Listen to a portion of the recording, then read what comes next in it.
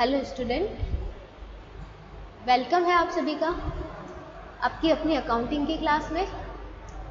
आज के हमारे वीडियो लेक्चर में हम कंटिन्यू करेंगे जो जीएसटी के इम्पोर्टेंट डेफिनेशंस हमने स्टार्ट किए थे, तो आज हम उन्हें कंटिन्यू करेंगे। हमने जो लास्ट लेक्चर है उसमें जो पढ़ा था वो कहाँ तक पढ़ा था? हम जो लास्ट डेफिनेशन पढ़ चुके थे वो पढ़ चुके थे इलेक्ट्रॉनिक कॉमर्स तक की। ठीक है, आज हम आगे कंटिन्यू करते हैं। तो देखिए, लास्ट हमने देखा था इलेक्ट्रॉनिक कॉमर्स का। ठीक है, अब हम आगे कंटिन्यू करेंगे इलेक्ट्रॉनिक कॉमर्स ऑपरेटर। आज हम इस लेक्चर के अंदर देखेंगे। ठीक है, तो देखिए इलेक्ट्रॉनिक कॉमर्स ऑपरेटर को हिंदी में क्या कहते हैं? हिंदी में भी इलेक्ट्रॉनिक कॉमर्स ऑपरेटर ही कहते हैं। ठीक है, तो इलेक्ट्रॉनिक कॉमर्स ऑपरेटर क्या होता है? देखिए इसकी डेफिनेशन है electronic commerce operator is every person who owns, operates और मैनेजेस द डिजिटल और इलेक्ट्रॉनिक फैसिलिटी और प्लेटफॉर्म फॉर इलेक्ट्रॉनिक कॉमर्स।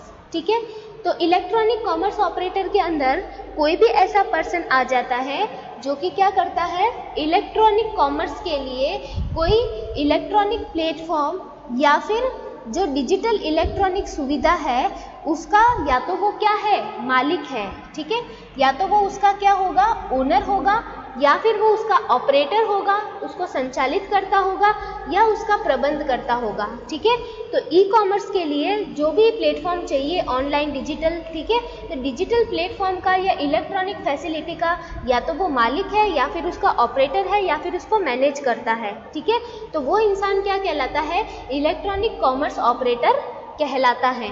ठीक है, फिर हम बात करेंगे नेक्स्ट की। आई होप कि आपको ये समझ में आया होगा।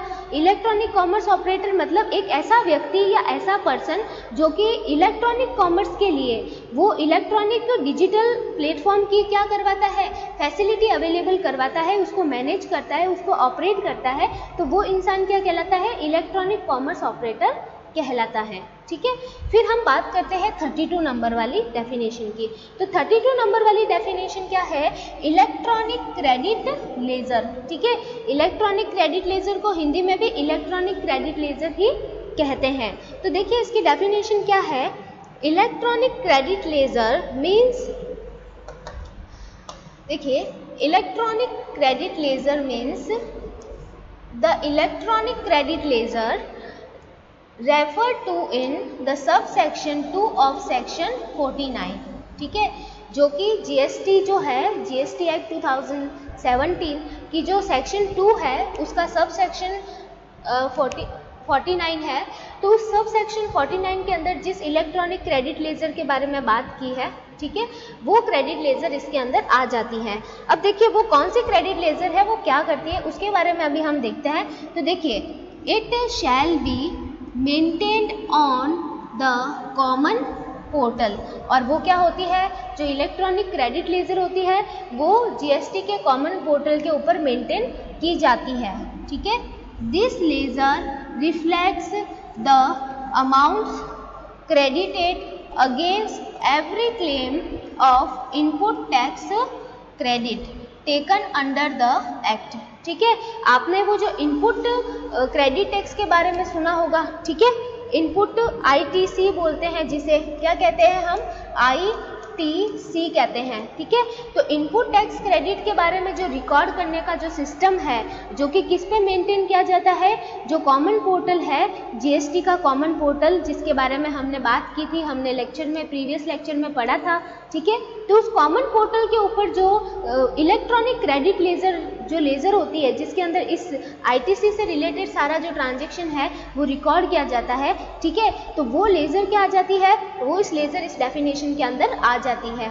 ठीक है, अब बात करते हैं हम आगे। अब देखिए इलेक्ट्रॉनिक क्रेडिट लेजर के बाद हमारे पास आ जाएगी एग्जम्प्टेड सप्लाई। ठीक है, तो एग्जम्प्टेड सप्लाई क्या होता है, it is the supply of goods and services and that does not attract the GST and allows no claim on ITC। ठीक है। तो देखिए एग्जम्प्टेड सप्लाइड का मतलब क्या होता है, कर मुक्त पूर्ति, ठीक है। कर मुक्त पूर्ति, इसके अंदर ऐसी सप्लाई आ जाती है गुड्स और सर्विस दोनों की, ठीक है, जिसके ऊपर क्या नहीं लगता है, जीएसटी नहीं लगता है, ठीक है, जो कि जीएसटी से क्या है, एग्जम्प्टेड है।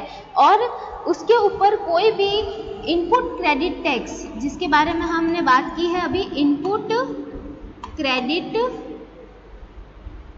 टैक्स, तो इसके ऊपर किसी भी इनपुट क्रेडिट टैक्स की या इनपुट टैक्स क्रेडिट की क्या नहीं मिलती है, छूट नहीं मिलती है, ठीक है।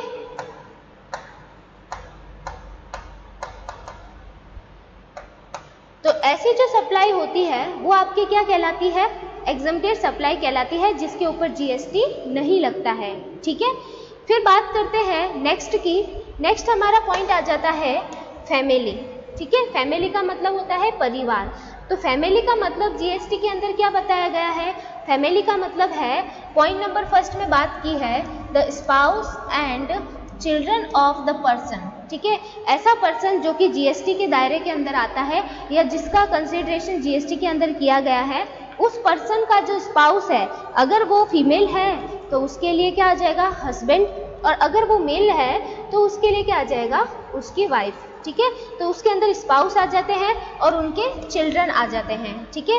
ये सेकेंड, और देखिए द पेरेंट्स, ठीक है, उसके अंदर पेरेंट्स भी आते हैं, मम्मी पापा माता पिता भी आते हैं, ग्रैंड पेरेंट्स, उस पर दादा दादी भी आते हैं, ठीक है, नाना नानी भी आ जाते हैं, ब्रदर एंड सिस्टर्स भी आ जाते हैं, ठीक है, ऑफ द पर्सन, जो पर्सन है उसके, इफ दे आर, कब आते हैं वे लोग, if they are wholly and mainly dependent on the said person, और वो तभी आते हैं जब जिस पर्सन की बात हो रही है, जिसका कंसिडरेशन किया गया है, उस पर्सन के ऊपर वो क्या हो, डिपेंडेंट हो, तब उसके parents, grand parents, brother and sisters भी आ जाते हैं। तो फैमिली के अंदर एक तो स्पाउस हो जाता है और एक उनके बच्चे हो जाते हैं, और फैमिली के अंदर पेरेंट्स, ग्रैंड पेरेंट्स और ब्रदर सिस्टर कब आते हैं, जब वे क्या हो, डिपेंडेंट हो उस पर्सन के ऊपर, ठीक है।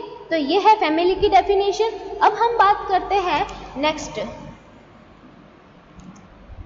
तो नेक्स्ट देखिए क्या आता है, नेक्स्ट हमारे सामने आ जाता है फिक्स्ड एस्टैब्लिशमेंट, जिसे हम कहते हैं स्थायी स्थापना, ठीक है, इसे हम क्या कहते हैं, स्थायी स्थापना कहते हैं हिंदी में, फिक्स्ड एस्टैब्लिशमेंट। अब देखिए फिक्स्ड एस्टैब्लिशमेंट का मतलब क्या होता है, fixed establishment means a place other than the registered place of the business, ठीक है।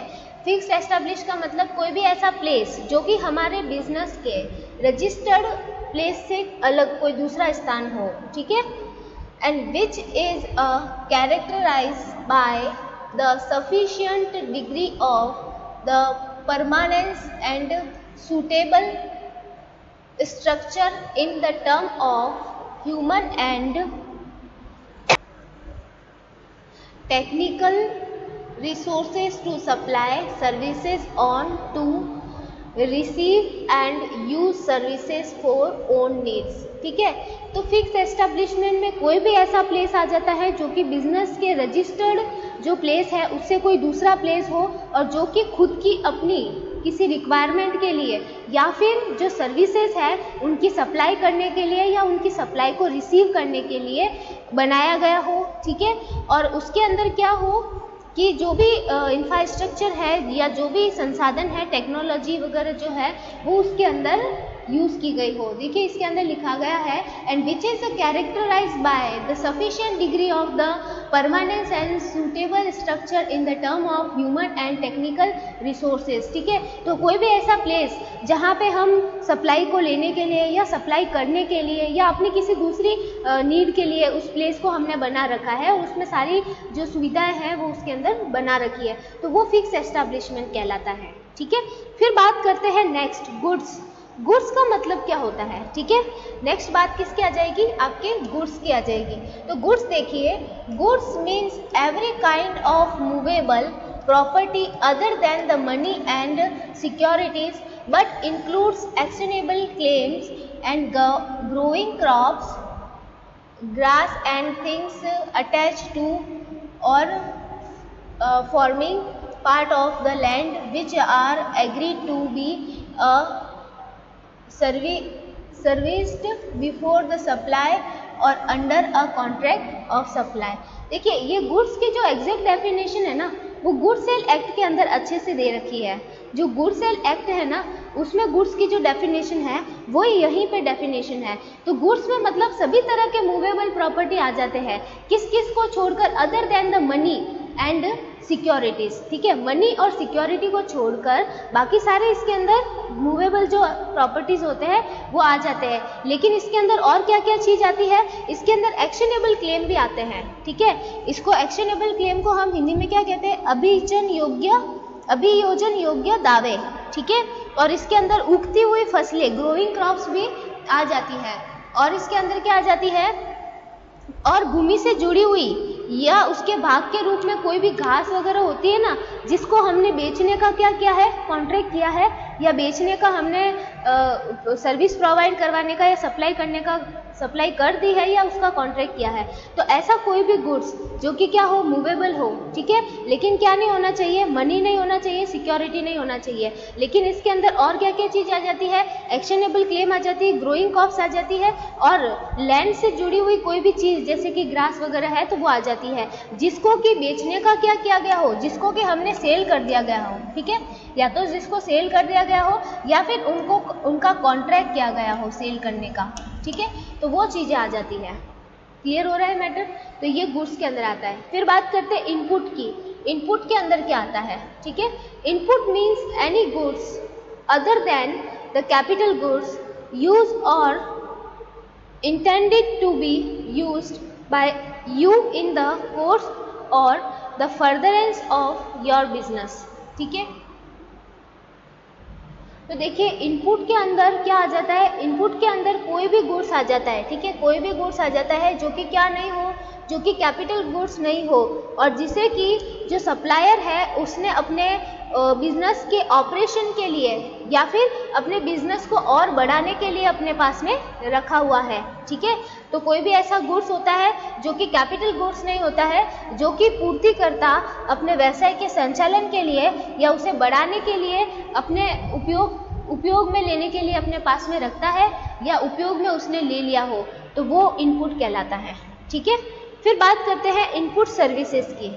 तो इनपुट सर्विसेज देखिए, input services means any service used or intended to be used by the supplier in the course or furtherance of business. ठीक है, तो input supplies के services के अंदर भी वो सारी सर्विसेज आ जाती है जिसको कि जो सप्लायर है उसने अपने बिजनेस को चलाने के लिए या उसको बढ़ाने के लिए यूज़ कर रहा है या यूज़ करने के लिए अपने पास में रख रखी है, तो वो जो सर्विसेज होती है वो इनपुट सर्विस कहलाती है। ठीक है, फिर आगे देखते हैं हम।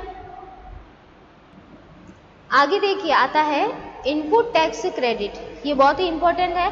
Input credit means at the time of paying tax on output you can reduce the tax you have already paid on input. ठीक है, तो इनपुट टैक्स क्रेडिट का मतलब ये है कि जब आप आउटपुट के ऊपर, ठीक है, आउटपुट जो है, जो प्रोडक्ट है उस पर आप टैक्स पेड कर रहे हो, ठीक है, उस पर आप क्या कर रहे हो, टैक्स का पेमेंट कर रहे हो, तो उस टैक्स के पेमेंट में से आप वो माइनस कर सकते हो जो कि आपने किस पर पेड किया है, इनपुट पर पेड किया है। ठीक है, अब देखिए एक जो प्रोड्यूसर होता है या मैन्युफैक्चरर होता है तो किसी भी चीज़ को बनाने के लिए रॉ मटेरियल तो परचेज करके लेके आता है। ठीक है, तो उसने जब रॉ मटेरियल परचेज किया या फिर कोई ट्रेडर है जिसने अपने सप्लाई को, उसने अपने माल को परचेज किया कहीं से, ठीक है, तो उसने क्या किया, उसने जीएसटी पेड किया। ठीक है, तो जो जीएसटी पेड किया है बाद में वो क्या करेगा और फाइनल प्रोडक्ट बनाएगा, उसके बाद में उसको और जीएसटी पेड करना पड़ेगा। ठीक है, तो वो जो जीएसटी पेड करेगा उस पेड जीएसटी में से जो इनपुट के ऊपर उसने जीएसटी पेड किया है, ठीक है, वो माइनस कर सकता है। इसी चीज़ को क्या बोलते हैं, इनपुट टैक्स क्रेडिट कहते हैं। ठीक है, उसी चीज़ को इनपुट टैक्स क्रेडिट कहा जाता है। समझ में आ रहा है मैटर? ठीक है, जैसे कि इनपुट के ऊपर पेड किए गए जो टैक्स है उसको हम आउटपुट के ऊपर जब टैक्स पेड कर रहे होंगे तो उसमें से रिड्यूस कर सकते हैं, वो चीज़ें इनपुट टैक्स क्रेडिट कहलाती हैं। ठीक है, अब हम बात करते हैं आगे। नेक्स्ट डेफिनेशन हमारे पास क्या आ जाती है? नेक्स्ट डेफिनेशन आती है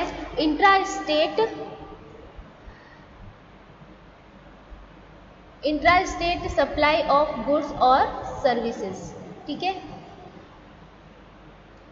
intra state supply of goods और सर्विसेज का मतलब क्या होता है कि जो राज्य के भीतर पूर्ति, ठीक है, राज्य के अंदर, इंट्रा स्टेट मतलब राज्य के अंदर जो हम सप्लाई कर रहे हैं वो दोनों ही इसके अंदर आ जाती है, गुड्स की और सर्विसेज की। ठीक है, हिंदी में कहे तो राज्य के भीतर या राज्य के अंदर पूर्ति। ठीक है, राज्य के अंदर। अब इसके बारे में पढ़ते हैं। देखिए, intra state supply it means when the location of the supplier and the place of supply. ठीक है, जब सप्लायर की लोकेशन और सप्लाई की लोकेशन, ठीक है, लोकेशन ऑफ द बायर, ये भी कह सकते हैं, ये वाली जो है ना सप्लाई, इस सप्लाई को हम ये भी कह सकते हैं लोकेशन ऑफ बायर।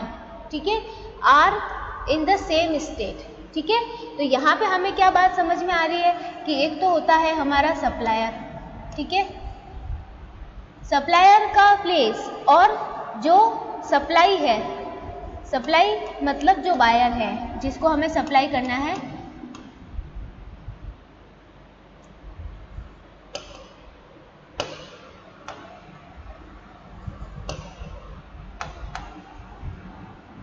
जो बायर है, उन दोनों का जो प्लेस है, ठीक है, वो प्लेस कहाँ है? सेम स्टेट के अंदर है। ठीक है, वो जो प्लेस है वो कहाँ है? सेम स्टेट के अंदर हो, एक ही स्टेट के अंदर हो, तो उसे हम क्या बोलते हैं? उसे हम बोलते हैं इंट्रा स्टेट सप्लाई। ठीक है, जिसे हम अंतर्राज्य सप्लाई भी कहते हैं। ठीक है, फिर आ जाते हैं नेक्स्ट डेफिनेशन पे। नेक्स्ट डेफिनेशन आती है हमारी इनवॉइस एंड टैक्स इनवॉइस। जो इनवॉइस होता है और टैक्स इनवॉइस क्या होता है? तो देखिए, इनवॉइस और tax invoice means the tax invoice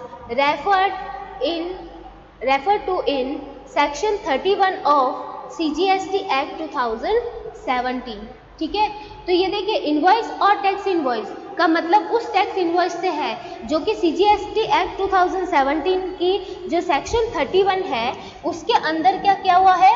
refer किया हुआ है, उसके अंदर मेंशन किया हुआ है। ठीक है, इनवॉइस और टैक्स इनवॉइस के अंदर ऐसा कोई टैक्स इनवॉइस आ जाता है जो कि इस सेक्शन के अंदर क्या कर रखा हो? मेंशन कर रखा हो। ठीक है, फिर बात करते हैं नेक्स्ट की। नेक्स्ट है इनवर्स सप्लाई। ठीक है, इनवर्स सप्लाई में देखिए क्या आ जाता है? Inverse supply in relation to a person shall mean a receipt of goods और सर्विस और बोथ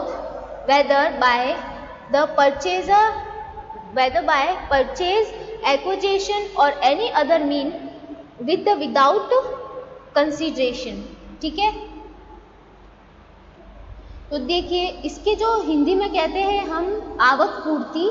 तो देखिए, किसी व्यक्ति के संबंध में, ठीक है, कोई पर्सन है उसके रिगार्डिंग या उसके रिलेशन में आवक पूर्ति का अर्थ माल या सेवाओं या दोनों की प्राप्ति से है जो क्रय, अधिग्रहण या अन्य किसी प्रकार से हुई हो, चाहे वो प्रतिफल के बदले में हो, चाहे वह बिना प्रतिफल के बदले में हो। तो मतलब क्या समझ में आ रहा है कि किसी पर्सन के रिलेशन में, ठीक है, किसी पर्सन के रिलेशन में बात करें तो इनवर्स सप्लाई का मतलब क्या होता है कि किसी भी इसी रिसिप्ट को हम ले सकते हैं, गुड्स की हो चाहे सर्विसेज की हो या दोनों की साथ में हो। ठीक है, जिसका कि उसको या तो खरीदा गया हो या उसका अधिग्रहण किया गया हो। ठीक है, और एनी अदर मीन्स, और दूसरे भी किसी तरह से उसको प्राप्त किया गया हो विथ और विदाउट कंसिडरेशन। ठीक है, जिसे कि कंसिडरेशन के साथ में या विदाउट कंसिडरेशन के साथ में क्या किया गया हो?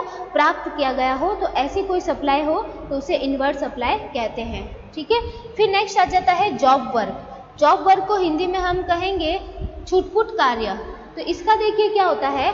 Job work as any treatment or process undertaken by person on goods belonging to the another registered person. ठीक है, जॉब वर्क का मतलब कोई भी ऐसे काम से आ जाता है।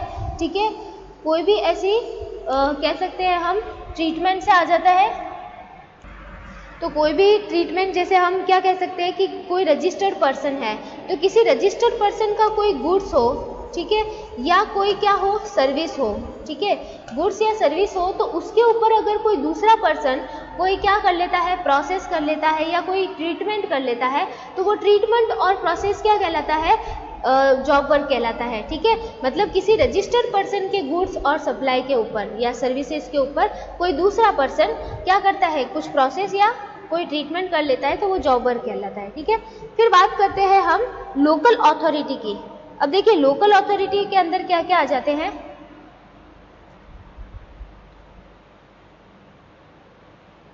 अगर हम लोकल अथॉरिटी की बात करें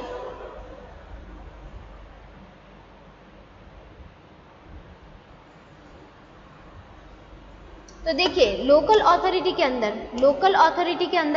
local authority is a very specific and means only those bodies which are mentioned as a local authorities in a clause 69 of section 2 of the CGST Act 2017। तो देखिए लोकल अथॉरिटी का मतलब किसी भी ऐसी क्या कह सकते हैं हम स्थानीय प्राधिकरण से है जो कि सेक्शन 2 और सब सेक्शन कौन सा 69 किसका CGST Act 2017 का, उसके अंदर उसको क्या किया गया हो, डिफाइन किया गया हो, उसके अंदर उसकी डेफिनेशन दे रखी हो, तो वो लोकल अथॉरिटी आ जाती है, ठीक है। मतलब लोकल अथॉरिटी में हम उन्हीं लोकल अथॉरिटी को हम क्या करेंगे, इंक्लूड करेंगे, उन्हीं बॉडीज़ को हम इंक्लूड करेंगे जो कि लोकल अथॉरिटी क्लॉज के अंदर आती है, जो कि 69 दे रखा है, क्लॉज 69 किसका, सेक्शन 2 का CGST एक्ट का, ठीक है। इट इंक्लूड्स, इसके अंदर क्या आता है, म्यूनिसिपैलिटीज आ जाती है, ठीक है, नगर पालिकाएँ आ जाती है, म्यूनिसिपल कॉरपोरेशंस आ जाते हैं, इसके अंदर पंचायत आ जाती है, फिर कंटेनमेंट बोर्ड आ जाते हैं, डिस्ट्रिक्ट काउंसिल आ जाती है और रीजनल काउंसिल आ जाती है, ठीक है। ये सारी की सारी किसके अंदर आती है, लोकल अथॉरिटीज के अंदर आती है। अब हम बात करते हैं नेक्स्ट डेफिनेशन हमारे पास क्या आती है, मैन्युफैक्चर की, ठीक है। मैन्युफैक्चर का मतलब क्या होता है, तो देखिए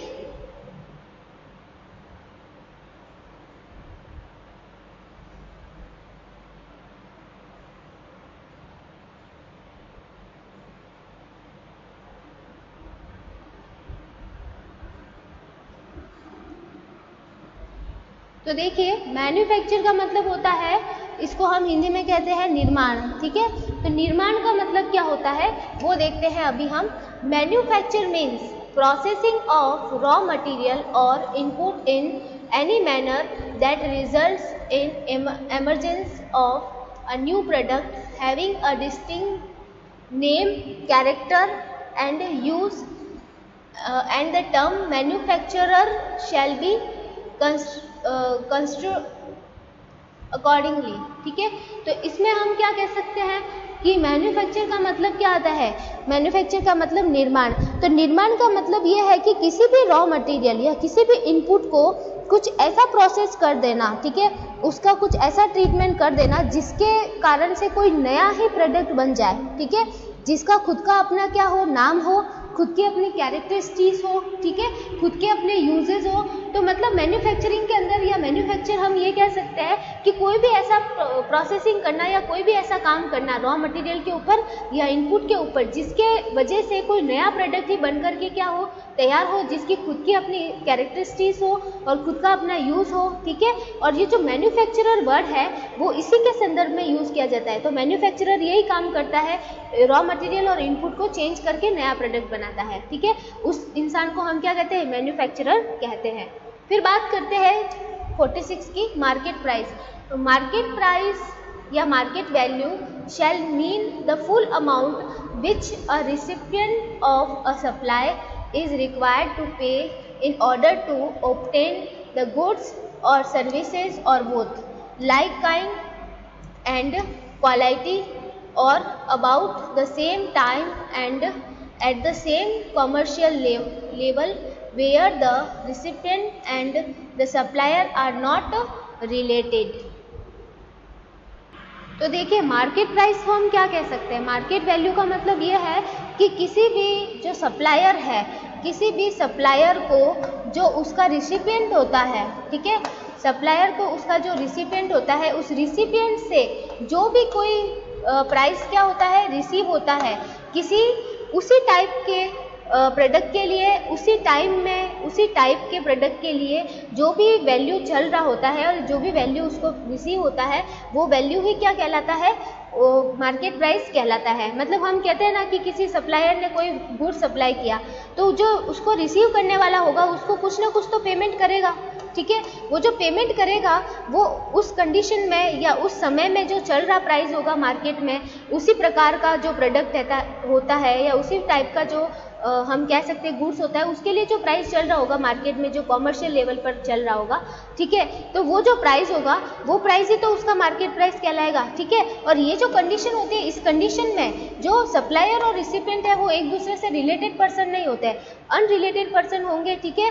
और वो जो पेमेंट करेगा वही चीज़ क्या कहलाती है, मार्केट प्राइस कहलाती है। और अगर हिंदी में इसकी डेफिनेशन हम पढ़े तो बाजार मूल्य से आशय ऐसी राशि से है जो पूर्तिकर्ता को प्राप्तकर्ता से वैसे ही प्रकार और किस्म के माल और सेवाओं या दोनों को उसी समय पर या उसके आसपास जहां प्राप्तिकर्ता और पूर्तिकर्ता में संबंधित नहीं है वहां उसी वाणिज्यिक स्तर पर प्राप्त करने के लिए भुगतान किए जाने की अपेक्षा होती है। तो कुल मिलाकर वही बात है कि उस टाइप के प्रोडक्ट के लिए या उस क्वालिटी के प्रोडक्ट के लिए जो भी मार्केट में प्राइस चल रहा होता है वो कोई रिसिपिएंट जब पेमेंट करेगा सप्लायर को